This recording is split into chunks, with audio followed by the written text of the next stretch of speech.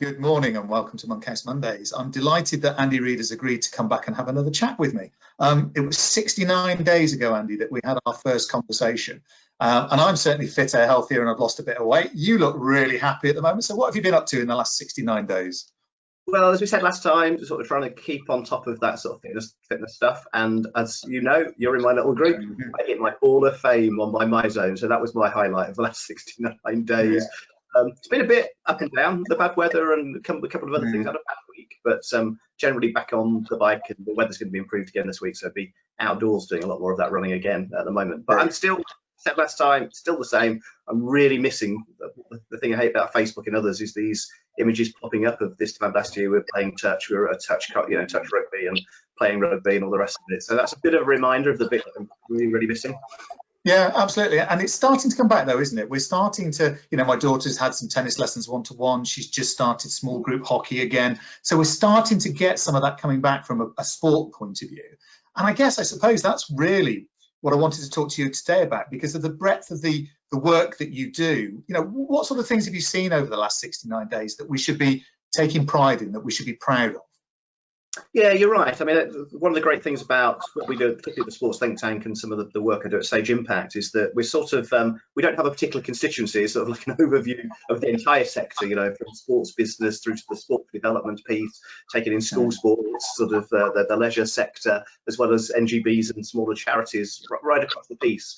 And what we should be proud of is the innovation and the positive reaction we've had to this. Is that most people have said, well, yeah, okay, this is the scale of the problem. How are we going to build back better? How are we going to come back with this rather than just automatically assuming it's all doom and gloom?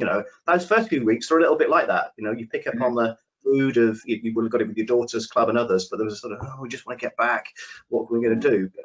People have found different ways to do that. So the club, we had a bit of a challenge through the WhatsApp group, other people doing online stuff. There's just always different ways of keeping connected, and like we're doing here, the new ways of being connected is sort of helping us in a completely different way. So my wife's Pilates classes have all been online, and not the travelling to them backwards and forwards and all the rest. Just fitted an extra 1 or 2 in a week because it's slightly easier to do. So there's some real positives. I think from a mental health point, I've done some webinars and stuff about health and resilience. I think from that point of view, it's been pretty difficult for some.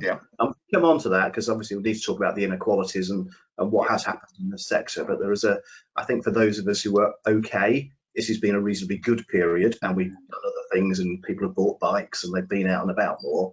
But I think we just have to remember from a policy point of view, we are not typical of many of the people who have not had a good lockdown. So, that.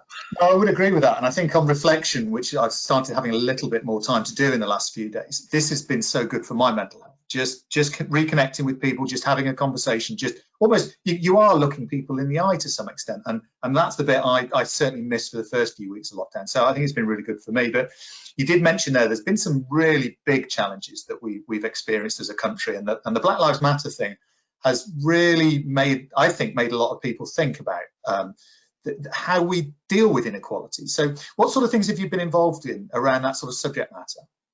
Yeah, well, it is where a little bit of praise to yourself, David, and the work that we've done over the last few years. So probably in the mid-noughties, and then probably over the last 5 years, in particular, working with Sporting Equals on the BAME issue. But also, as you know, I do work with Activity Alliance on disability as well. So there's a little bit of me. It was a difficult over this last week or so because I don't want to wear a T-shirt that says "Told you so." But you were doing this work 18 months ago. We've been doing it for the last 4 or 5 years trying to highlight these, particularly around leadership, so BAME leadership and coaching. The figures, the 4% figures that were an exclusive in the Telegraph, the figures that we launched 5 years ago and 3 years ago. We've been saying this for a long time. There is a massive issue. Particularly the Sport England UK Sport Code of Governance gave an opportunity to try to make some difference. And obviously there was the target for 30% of boards to be gender fluid. So in that sense that, organisations like Netball had to get more men on the board. So, so trying to get that balance right. It was not a target for BAME, but there was certainly a strong message it should be encouraged. And if we're being really frank, not enough people have made enough progress. So, and I've been banging on about that. And increasingly with the work I've been doing with Activity Alliance, it was difficult to get this message out, but actually in disability is exactly the same sorts of problems. We've not made enough progress. And the hardest bit for me, I think, is that there's people like yourself and other leaders across the sector who I know all get it. And I think it's the conversation I've had with Martin. So where in the system is the blockage coming from? Because it's quite difficult. Chris Grant has been very brave and been saying some of the things that he's saying. And at the launch of our first leaderboard event we did with Sporting Equals, he said sport has had to work really, really hard to get this to keep this number so low.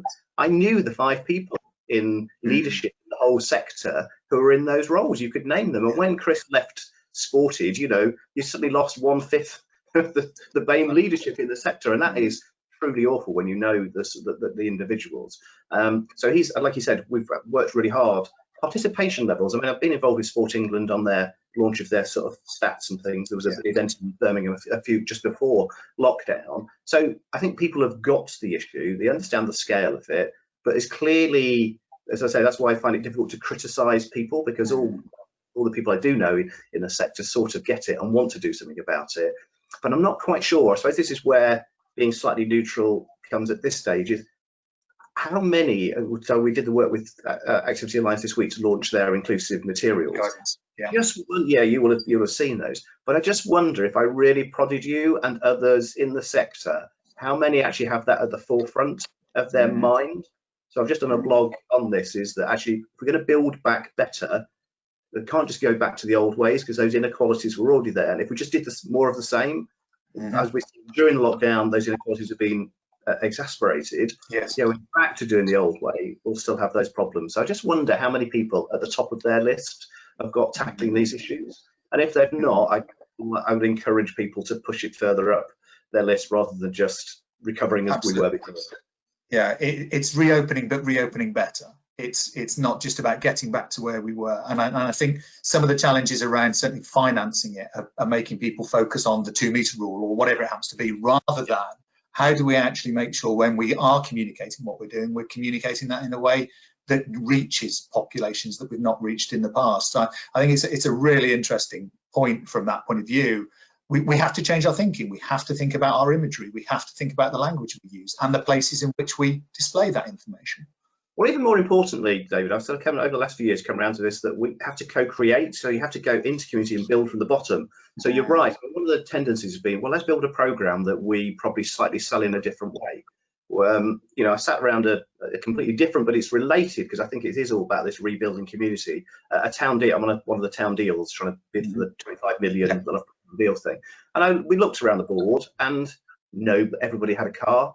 Everybody lived slightly outside. Only one person lived in the town that we're trying to generate. None of us used the show. If we've got to think completely differently from a different perspective and build up from the bottom, and that might be slightly uncomfortable for some of the things that we provide, and they'll be done very differently. To be fair, I think that's what the Sport England strategy around place and the right people is heading in that direction. And it has been, it's been difficult to drag the part of the sector into recognising that. I mean, I'm fine if people want to provide services for white middle class people like us. That is fine. We'll pay for it. But actually, around a bit like Martin's work is this, that concept that actually should we be continue rewarding those who are not making the changes. So we're doing a little bit of work how you incentivise sort of people to really get this. But for me, it's always been about culture rather than checklist. So how do we get people genuinely to think about disability and BAME as top issues, not we need to tick that box, and that's a long process, as you can see. Yeah, absolutely. But if we do it right, it will stick. Whereas the tick box tends to work while you've still got the tick box. The culture is that embedded into people's psyche, into the way we do things. And you mentioned quickly the Sport England piece that they were doing around location. They've obviously launched their strategy, or their review of their strategy going forward. Have you had any role to play in that? Yeah, as you know, when they first launched the strategy, Tim and I did a webinar. So Tim Hollingsworth is the chief exec. So we first recorded that in November, and then of course that got delayed because there was a general election, and so the webinar we did in November was then put back and played later, and then of course we went straight into the COVID period. So actually their strategy process, we should now be just a few months out, because the idea was to launch in September as part of the process that I was working with. But yeah, it all sort of feeds in really to the sort of work I suppose we did with the CSP review and the roles of active partnerships, and this sort of long tail really from when I was involved working with Nick Pontefract in his days at Sport England and the minister. So the original Sporting Futures document, this Sport England strategy is just a really extracting that and trying to work for the long term, which is really, really good. Too often, hold up my hand and governments get to a point and think we need to refresh and go somewhere else. And just as you're getting embedding, it takes 2 or 3 years from a strategy launched in Whitehall to be felt on the ground. So I'm quite pleased to see the direction of travel is still being used, and it is about whole system thinking, it is about place, building from the bottom. So all of the stuff I think that I've been trying to say with others and and the leadership at Sportland have sort of got, we're all sort of heading in the right direction. It'd be interesting to see how many of those who've been in the sector, many of the friends who've been around a lot longer than me would just sort of say, well, isn't this what we were doing in 1970s rebadged or something like that? There is a sense of people who've been around a long time think, well, we've seen all these sort of different bits and programs before. But I think probably what is different is it isn't about programs. That's why I would say to people, yeah, we had actions and we did these and did different bits. This is sort of really embedding it. And I suppose the big piece, which is the challenge for us as that widest piece of the sector, and I keep repeating, is that for me, it's about building physical activity back into our daily lives. So much of it will be, just reading the stuff around the town deal and how we build community and the connectivity. It isn't all about just getting us into sports clubs or gyms or other places. It's actually when we've got it built back into our daily, that's when we've succeeded. So it's as much about planning as it is about the sort of the local club. Absolutely. Yeah, that active travel agenda is absolutely fascinating. Yeah. So you've been also doing some, because you mentioned my history, and I have been around a lot, and I remember the conflict between sport development and operations, but you've been doing a lot of work recently around sport for development, which is very different to sport development. Just give us a quick couple of minutes on what you're doing around sport for development at the moment. Yeah, okay, so just the quick version is that over the last few years, there's been a large number of sort of charities and organisations, well, hundreds, if not thousands across the country. So sport for development as opposed to sport development. And it's one of those horrible things you do in sport, isn't it? You have this sort of debate about the minutiae of a particular issue. But sport for development is just the intentional use of sport for another social outcome.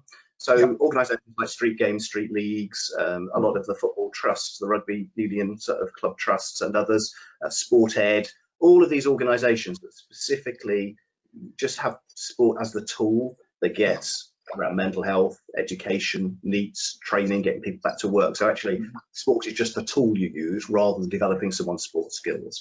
And so those group of charities, probably the top 20 and then probably up to 400 now, and probably we think there are several thousand of them, have been agreed to work more collaboratively together.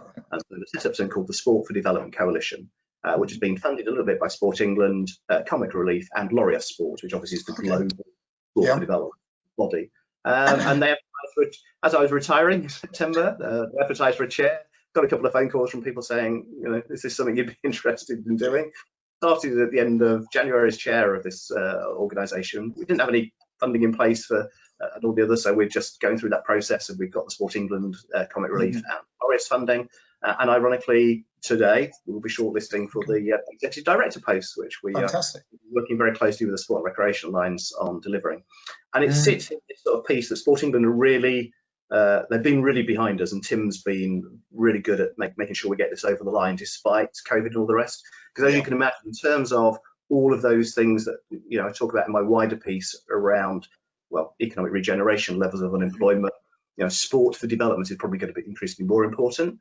And a lot of our funding comes from the charities, from that charity world, where we've seen, according to the NCVO, some 4 billion lost in charitable donations this year. So we're looking, in fact, it's going to be launching a piece we're sending to the DCMS Select Committee this week. We've done a bit of analysis of just how difficult this particular sector has been. People have obviously been furloughed, and of course these are some of the most vulnerable people. So, but again, coming back to the innovation, it's also meant we've had to, groups and organisations have had to connect with their client group in a different way. So I suppose the equivalent of this, deepen some of those relationships. So there's winners and losers and all that. So the Sport Development Coalition exists. We work very closely with Made by Sport, which is another. Have a look at the links and all the rest of it, which is an organisation to raise some 20 billion for the sector over the next 4 years as part of a campaign. So it's an exciting time to be involved with it.